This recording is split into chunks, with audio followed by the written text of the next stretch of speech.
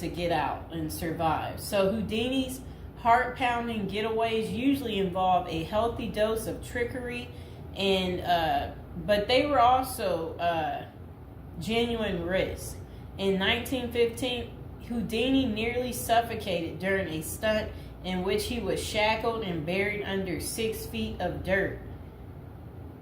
Houdini had made a career out of surviving the impossible, which only made the circumstances of his 1926 death all more mysterious. The 52-year-old performed before a packed audience in Detroit on October 24th, but was rushed to the hospital afterwards with an apparent case of appendicitis.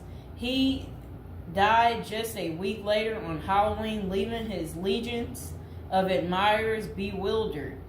Okay, so an obituary in the New York Times expressed shock at the passing of the man who so often had seemed to thousands to be cheating the very jaws of death.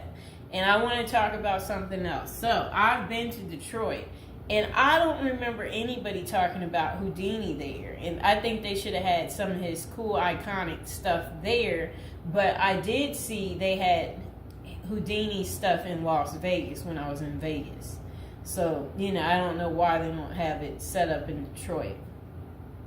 So Houdini's final performance, the strange series of events that led to Houdini's demise, had kicked off several weeks earlier on October 11th, 1926, while being shackled into his Chinese water torture cell during a performance in Albany, New York. So it says he was struck on the leg by a piece of faulty equipment. He hobbled his way through the rest of the show, but was later found to have sustained a fractured left ankle.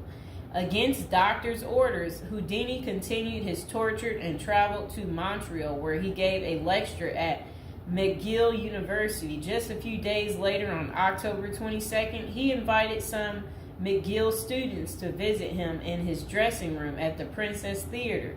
The magician's sore ankle was still bothering him, so he plopped down on a couch while the group chatted. At some point, a student named J. Gordon Whitehead arrived and asked Houdini if it was true that he could resist hard punches to his abdomen, a claim that the magician had supposedly made in public. According to witness Sam Smits, when Houdini said the rumors were true, Whitehead abruptly delivered 4 to 5 terribly, forcibly deliberate, well-directed blows to his stomach. Houdini was still reclined on the couch and had no time to prepare for the punches, which appeared to leave him in considerable pain. And now would be a good time to like the video and to subscribe to my channel. Do you like this new series? This is the Death series, and there will be more series to come and more episodes from the Death series as well. And do you like my prison series? And if you haven't checked out my prison series I created just for you, you can go ahead and check out my playlist. And there's also a love spell series that I think you will enjoy too checking out. Okay, so Houdini brushed off the incident at the time, but that same evening, he began to complain of discomfort and stomach cramps. His condition only worsened the next day when he boarded an overnight train to Detroit for a new run of performances. The magician developed severe abdominal pain, cold sweats, and fatigue, and his temperature rose to 104 degrees. A doctor suspected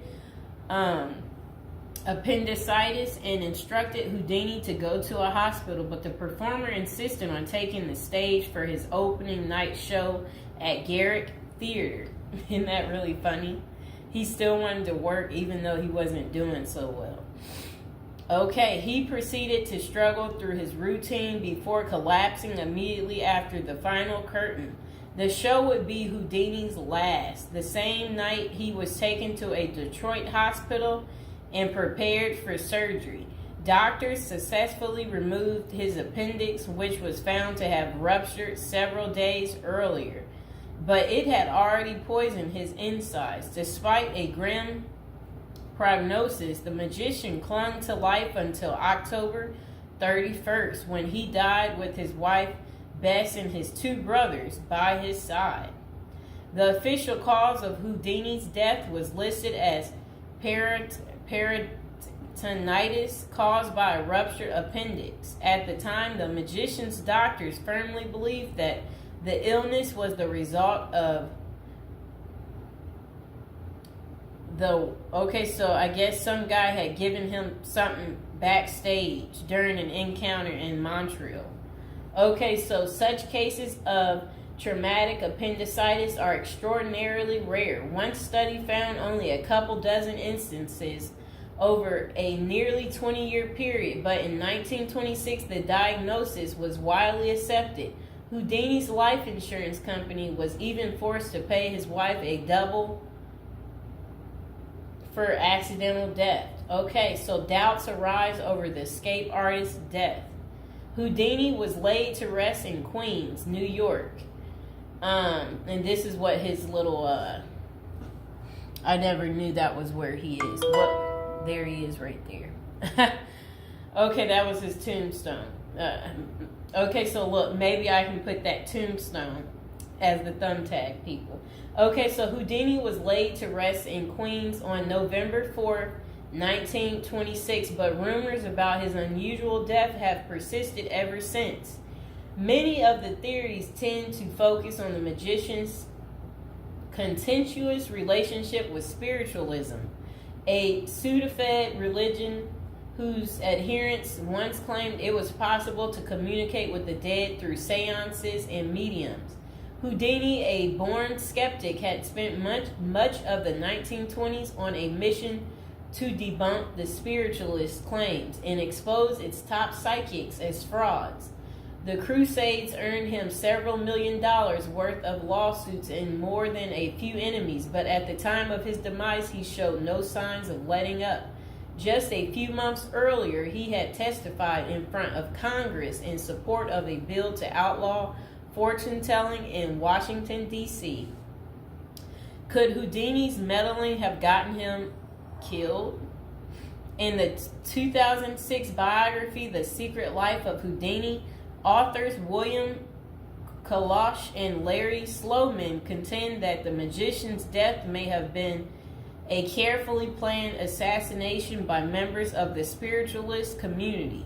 If one were to suspect Houdini a victim of foul play, they write, then the section of organization crime that was composed of fraudulent spirit mediums must be considered likely suspect. Okay, so Kalash and Sloman argue that the spiritualists had a history of poisoning their enemies, and they note that no autopsy was ever performed to confirm Houdini's death. I wonder why. So his death was actually caused by appendicitis. If someone were hell-bent on poisoning Houdini, it wouldn't have been very difficult, they concluded. Considerable debate has also focused on J. Gordon Whitehead, the McGill student who supposedly delivered the potentially fatal gut punches to Houdini's Montreal dressing room. In the 2005 book, The Man Who Killed Houdini, author Don Bell floated a theory that Whitehead may have been in league with the spiritualists, some of who had previously threatened to harm Houdini or have him beaten up. Bell concluded that there was not enough evidence to connect Whitehead to any kind of criminal plot, but others have argued that he was an enemy agent who stalked Houdini during the magician's time in Montreal. Okay, so was Houdini murdered? The true cause of Houdini's demise may never be known for sure, but the majority of scholars tend to dismiss the murder theories as mere speculation. For them, the more pressing question is whether Houdini's ruptured appendix had any connection to the stomach blows he received a few days earlier. Don't forget to like the video, and if you're new to the channel, go ahead and hit that subscribe button. So while the evidence shows that such conditions is indeed possible, many consider it more likely that Whitehead's punches simply caused Houdini to ignore an already existing case of appendicitis. By the time the magician finally sought out treatment, the theory goes it was already too late. Interestingly, perhaps the most sought after source for information about Houdini's death is none other than Houdini himself in what amounted to his ultimate test of the spiritualist's claims. The magician promised his wife Bess that he would try to communicate with her from beyond the grave. Bess went to hold an annual Houdini seance for 10 years before finally abandoning the search in 1936. Fans and fellow magicians have since made the seance a Halloween tradition, but thus far, the great Houdini's ghost has refused to speak. I wonder why. So I hope you guys enjoyed hearing about what happened to Harry Houdini and how he passed away on Halloween.